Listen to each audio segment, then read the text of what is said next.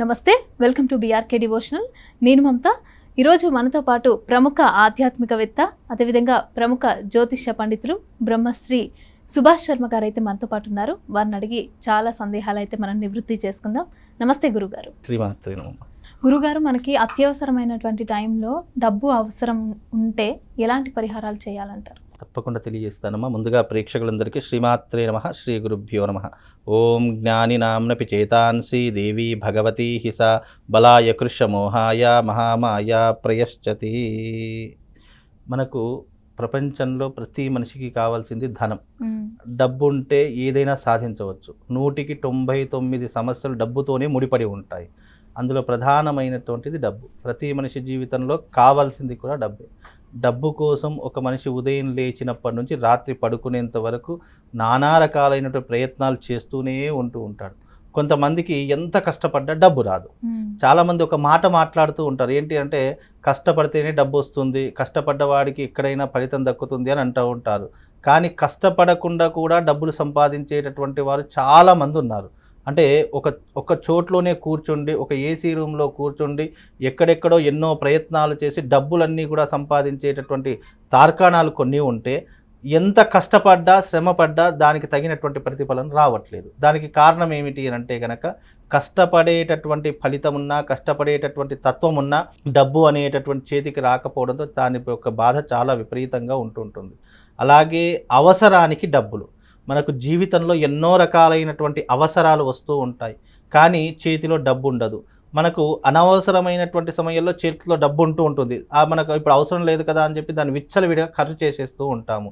దానికి కారణం ఏంటి అని అంటే కనుక డబ్బు విలువ తెలియకపోవడము. డబ్బు అనేటటువంటిది ఈ కలియుగంలోనే కాదు, ఇంకా రాబోయేటటువంటి 100 సంవత్సరాలలో కూడా డబ్బుతో 199 ముడిపడి ఉన్నాయని ఇప్పుడు మనం చెప్పుకుంటున్నాము. 100కి 100 పనులు కూడా డబ్బుతోనే ముడిపడి ఉండేటటువంటి రోజులు ఇంకా రాబోయేటటువంటి మునుముందు రోజుల్లో ఇంకా చాలా కనిపిస్తూ ఉన్నాయి.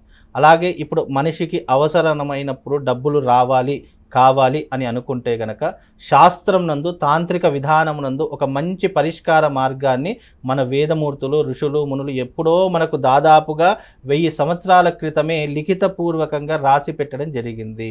అంటే మనిషికి రాబోయేటటువంటి రోజులలో ధనముతో చాలా అవసరం పడుతుంది.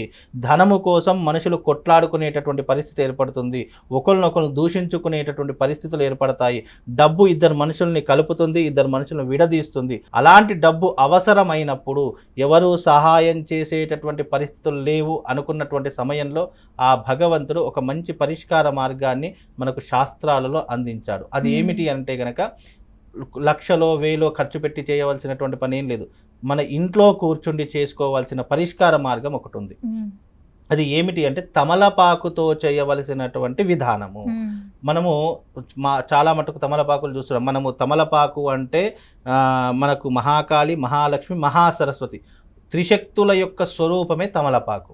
అందుకే మీరు ఎప్పుడైనా గమనించండి, ఏ శుభకార్యం చేసినా మనం తమలపాకులు లేకుండా చేయలేము. ఎందుకు అంటే అది లక్ష్మీప్రదమైనటువంటిది అని అర్థము. అలా లక్ష్మీప్రదమైనటువంటి తమలపాకును తీసుకొని చక్కగా గంధం తీసుకోవాలి.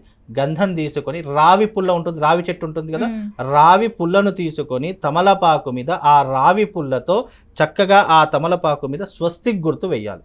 స్వస్తిక్ గుర్తు వేసిన తర్వాత ఇరువైపులా 2 గీతలు గీయాలి. స్వస్తిక్ లెఫ్ట్ సైడ్ ఆ రైట్ సైడ్ 2 వైపులా 2 గీతలు గీయాలి. గీసిన తర్వాత దాని కింద ఒక మంత్రం చెప్తాను.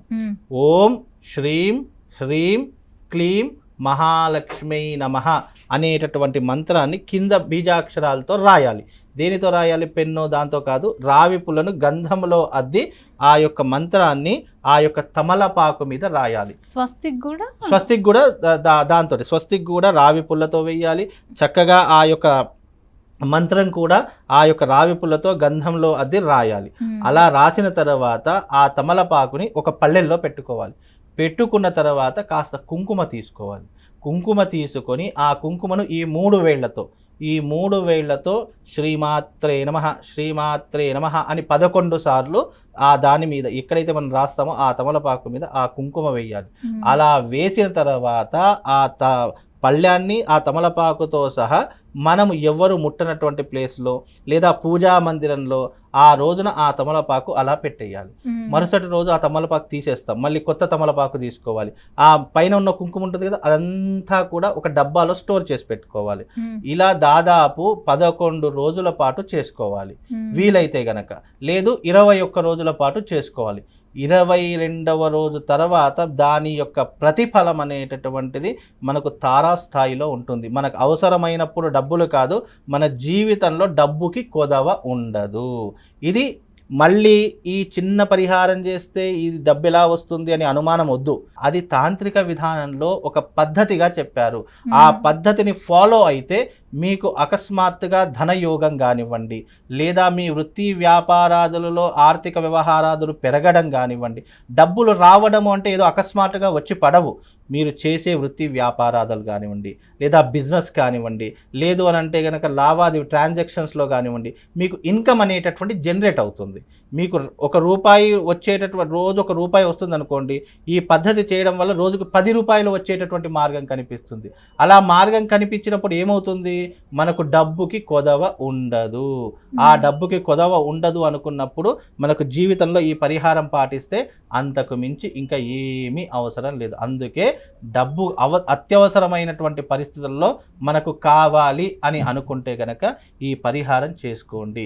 మళ్ళీ ఆ తమలపాకుని ఏం చేయాలి అని అంటే గనక అవన్నీ కూడా 11 రోజులు 21 రోజులు మీరు ఆచరించినప్పుడు దాన్ని ఒక కవర్లో కానీ లేదా ఒక డబ్బాలో కానీ వేసి మీ యొక్క 11 రోజులు 21 రోజులు అయిపోతుంది కదా, అయిపోయిన తర్వాత ఆ తమలపాకులన్నీ తీసుకొని వెళ్ళి పారేటటువంటి నదిలో వదిలివేయాలి. ఎక్కడ పడితే అక్కడ వెయ్యకూడదు. ఎందుకంటే దాని మీద రాసినటువంటి బీజాక్షరాలు పరమ పవిత్రమైనటువంటివి, లక్ష్మీదేవికి సంబంధించినటువంటి బీజాక్షరాలు. అలా నువ్వు 11 రోజులు లిఖితపూర్వకంగా గంధంతో రాసిన తర్వాత దాన్ని ఎప్పుడైతే నువ్వు కుంకుమార్చనతో అర్చన చేయడం ప్రారంభిస్తావో నీ జీవితంలో ఉన్నటువంటి నెగిటివ్స్ అన్నీ కూడా తొలగిపోతాయి. ఇది ఎవరు చెప్పారు? సాక్షాత్తు ఈ తాంత్రిక విధానంలో దత్తాత్రేయుడికి పరమశివుడు ఉపదేశించినటువంటి తాంత్రిక విధానంలో ఈ పద్ధతి అనేటటువంటిది రాయడం జరుగుతుంది.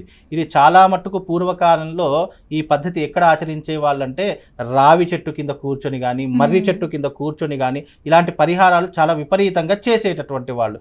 ఎందుకంటే ఈ పద్ధతి అక్కడ చేసేటప్పుడు అక్కడ ఆ ఏదైతే వృక్షం ఉంటుందో దాని కింద పాజిటివ్ ఎనర్జీ ఎక్కువగా ఉంటుంది. ఒకవేళ అవకాశం ఉంటే మీరు రావి చెట్టు కింద కూర్చొని కానీ లేదా మర్రి చెట్టు కింద కూర్చొని కానీ ఈ యొక్క విధానాన్ని పాటిస్తే మీ జీవితంలో డబ్బుకి కొదవ ఉండదు. ఇది చేయడం వల్ల అప్పులు క్లియర్ అయిపోతాయి, ఆర్థిక సమస్యలు దూరం అయిపోతాయి, మీ ఇన్కమ్ అనేటటువంటి జనరేట్ అవుతూ ఉంటుంది. మీకు డబ్బులు విపరీతంగా సంపాదించడానికి 4 మార్గాలు మీకు రెడీగా ఉంటాయి. అలా ఉన్నప్పుడు మీకు జీవితంలో డబ్బు ఉండదు. మీరు ఎప్పుడు కోరుకుంటే అప్పుడు డబ్బు అనేటటువంటిది ఆటోమేటిక్గా మీ దగ్గరికి చేరుతుంది. కాబట్టి ఈ పరిహారం చేసుకుంటే మీకు కోరుకున్నప్పుడల్లా డబ్బు వస్తుందమ్మా. ఓకే గురుగారు, ఈ తమలపాకు కాకుండా ఇంకా వేరే ఏమైనా యూజ్ చేయొచ్చు అంటారా? దీంట్లో చాలా రకాలైనటువంటి మార్గాలు ఉన్నాయి. మొట్టమొదటి మార్గం అయితే ఇది ప్రయత్నం చేసి చూడండి. ఈ ప్రయత్నంలోనే మీకు తప్పకుండా ఫలితం వస్తుంది. ఇది రాలేదు, ఇది కాలేదు అనుకుంటే తర్వాత మళ్ళీ దీని గురించి ఇంకా దానికి వాడవలసినటువంటి విధానాలు ఎన్నో రకాలుగా ఉన్నాయి. తర్వాత ఆ విధానాల గురించి చెప్పుకుందాం. ఇది వాడితే సరిపోతుంది. కలియుగంలో దీనికంటే మించింది ఇంకోటి లేదు. మనకు ఎన్నో రకాలైనటువంటి విధానాలు ఉన్నాయి. అందులో మొట్టమొదటి విధానము, తొందరగా ఫలితం వచ్చే విధానం ఈ తమలపాకుతో చేయవలసినటువంటి విధానం. కాబట్టి ఇది ఒక్కటి చేయించుకోండి, తప్పకుండా మీకు జీవితంలో డబ్బుకి కొదవ ఉండదు. థ్యాంక్ యూ గురుగారు, మంచి విషయాన్ని తెలియజేశారు. సో ఎవరైనా కూడా మీకు ఎలాంటి డబ్బుకు సంబంధించి ఇబ్బంది ఉన్నా కూడా ఒకసారి ట్రై చేసి చూడండి, మంచిగా ఉంటుంది అనేసి చెప్తున్నారు కాబట్టి ఖచ్చితంగా ట్రై చేయండి.